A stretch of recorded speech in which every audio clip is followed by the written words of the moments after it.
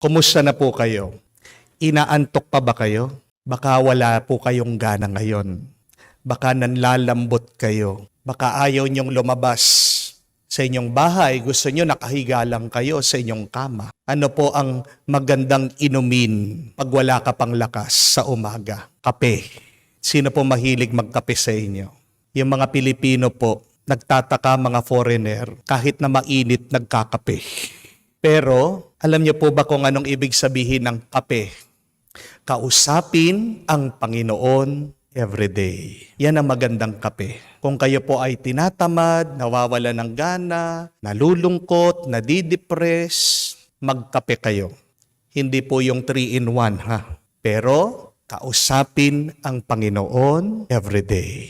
Ulit-ulitin niyo po yon. Magkakape ako. Kakausapin ko ang Panginoon everyday. At makikita niyo po, yung lungkot na yan, yung bigat ng iyong nararamdaman, mawawala yan. Amen? Magkape po tayo.